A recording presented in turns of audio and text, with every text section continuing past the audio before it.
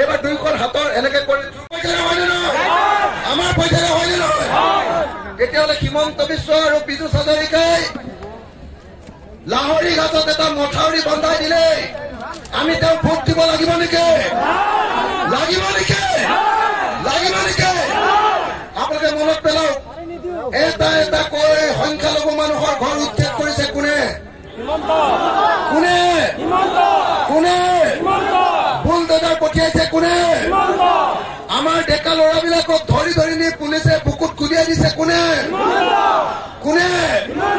কাৰ চৰকাৰৰ দিনত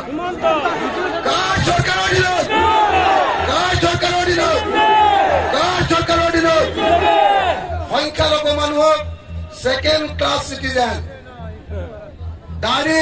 আৰু টুপি দেখাৰ লগে লগে দিল্লীত শান্তিত থাকিব নোৱাৰে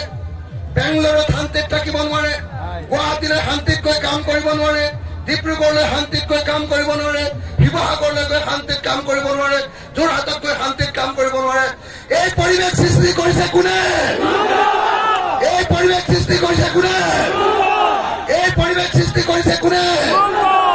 অসমত হিন্দু মুছলমানৰ ৰাজনীতি কৰিছে কোনে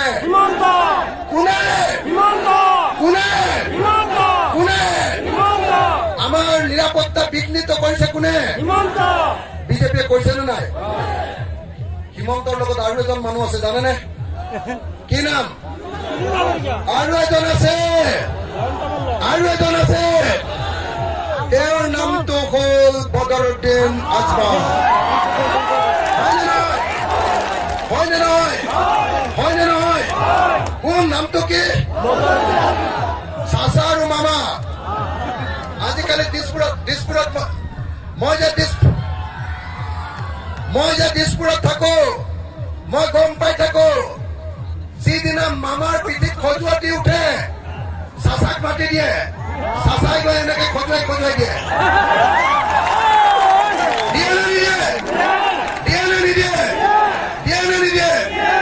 আৰু মামাৰ গাত খৰ আছে বুলি জানে নাই আপোনালোকে মামাৰ গাত তেনি খৰ আছে মামাৰ যেতিয়া খৰ উঠে তেতিয়া মাতি নিয়ে কাক মাতি নিয়ে আমি এইবাৰ যোৰহাটত সিদ্ধান্ত লৈছো এইবাৰ ডিব্ৰুগড়ত সিদ্ধান্ত লৈছো অসমৰ খিলঞ্জীয়া অসমীয়াই সিদ্ধান্ত লৈছে যে বিজেপিক অসমত আৰু থাকিবলৈ দিয়া নহব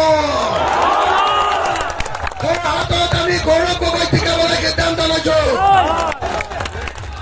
যোৰহাটত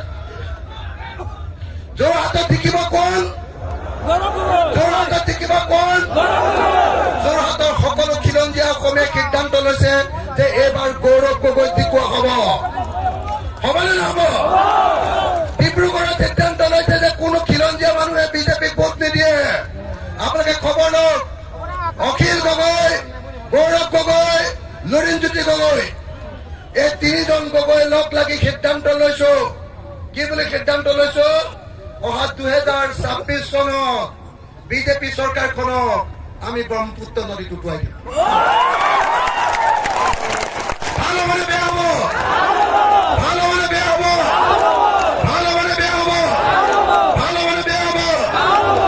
কিন্তু ব্ৰহ্মপুত্ৰত লগত আৰু এখন চকী যাব হয় নে নহয় ব্ৰহ্মপুত্ৰত বিজেপিৰ চকীখনৰ লগতে AIDFৰ চকীখন বান্ধি দিম আৰু মাজত দুইটাতে তলা লগাই দিম আৰু দুইখন চকী একেলগতে ব্ৰহ্মপুত্ৰলৈ দলিয়াই দিম ভাল মানে বেয়া হব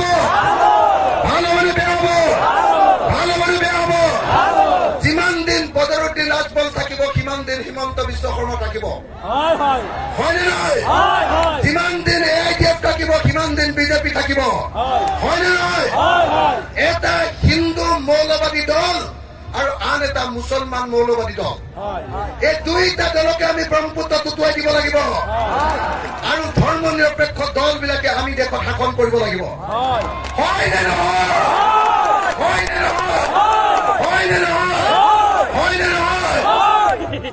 সঁচাকে আপোনালোকে হয় বুলি কৈছেতো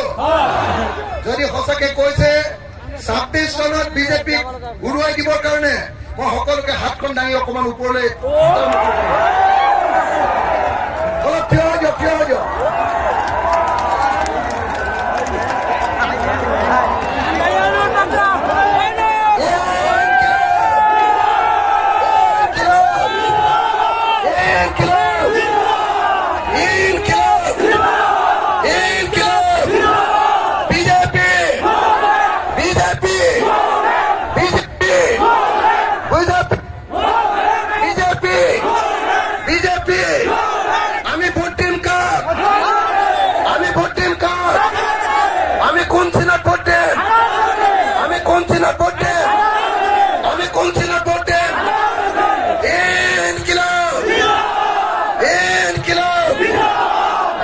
ইনকিলাব এবাৰ দুইখন হাতৰ এনেকে কৰি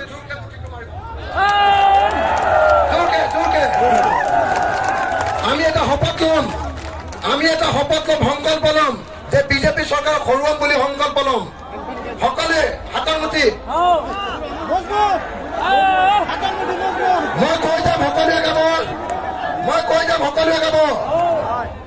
আজি জুৰিয়াত অনুষ্ঠিত হোৱা বিশাল গণসমাৱেশত উপস্থিত থকা ৰাইজে সংকল্প গ্ৰহণ কৰক যে 2024 চনত আমি ভাৰতত বিজেপি দলক সাম্প্ৰদায়িক বিজেপি দলক আৰু তেওঁলোকৰ সহযোগে AIDF-ক বিদায় দিম বিজেপিক পৰাভূত কৰিম AIDF-ক পৰাভূত কৰিম আমাৰ বিৰোধী ঐক্য মঞ্চৰ প্ৰাৰ্থী বৈদ্যুৎ বৰদলৈ হাতৰ চিনত ভোট দিম আমি ভাৰতৰ সংবিধান ৰক্ষা কৰিম আমি দেশত সাম্প্ৰদায়িক ৰাজনীতি বন্ধ কৰিম আমি হিন্দু মুছলমান খ্ৰীষ্টান জৈন বৌদ্ধ শিখ সকলো মিলিজুলি বসবাস কৰিম ধন্যবাদ জয় অসম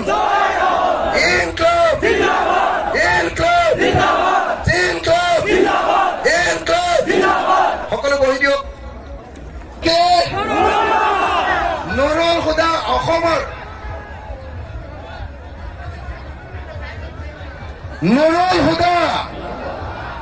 হুদা অসমৰ এজন এক মিনিট নুৰুল হুদা অসমৰ এজন সাহসী বিধায়ক অসম বিধানসভাত তেখেতে দপদপাই থাকিব পাৰে হয়নে নহয় আৰু আটাইতকৈ কিন্তু বেছিকে দপদপা মোৰ হয়নে নহয় মোৰ নাম শুনিলে হিমন্তই এনেকুৱা কলিজাখন এনেকে কপি যায় হয়নে নহয় হিমন্তৰ কলিজা কপাই দিবৰ কাৰণে অখিল গগৈ বিধানসভালৈ গৈছে হয়নে নহয় আৰু নৰেন্দ্ৰ মোদীৰ কলিজা কপাবৰ কাৰণে বৈদ্যুৎ বৰদলৈ গৌৰৱ গগৈ লুৰিণজ্যোতি গগৈ আৰু ৰকিবুল হুছেইনক এবাৰ আমি লোকসভালৈ পঠিয়াম নে নাই ৰকিবুল হুছেইন গৌৰৱ গগৈ লুৰিণজ্যোতি গগৈ আৰু বৈদ্যুৎ বৰদলৈ এই চাৰিজনে এইবাৰ লোকসভাখন দখল কৰি পেলাব এইবাৰ লোকসভাখন অসমৰ দখললৈ আহিবনে নাই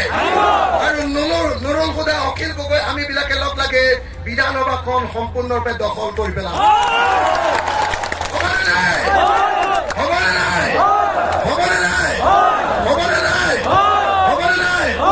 সত্য ৰাইজ এইবাৰ যদি বিজেপি জিকে শুনক মনে মনে একদম ধুনীয়াকে শুনক যদি এইবাৰ যদি বিজেপি জিকে তেতিয়াহ'লে আমাৰ দেশৰ গণতান্ত্ৰিক ব্যৱস্থাটো হয়নে নহয় আমাৰ দেশৰ সংবিধান হয়নে নহয় কোনে পাৰে চৰকাৰে হয়নে নহয় গতিকে 2 নম্বৰ অৰুণোদয় ফৰ্ম আপোনালোকে ফিল আপ নকৰিলেও হ'ব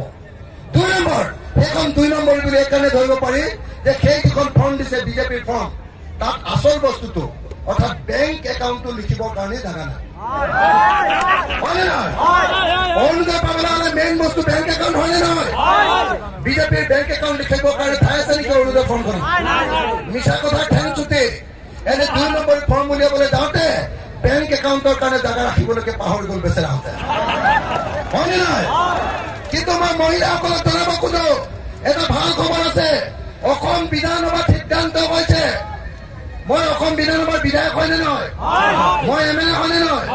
আমাৰ বিধানসভাত সিদ্ধান্ত হৈছে 126 জন বিধায়কে সিদ্ধান্ত লৈছে যে এইবাৰ যাৰ যাৰ ৰেচন কাৰ্ড আছে সকলোকে অৰুণোদয় দিয়া হ'ব যাৰ যাৰ ৰেচন কাৰ্ড আছে সকলোৱে অৰুণোদয় পাব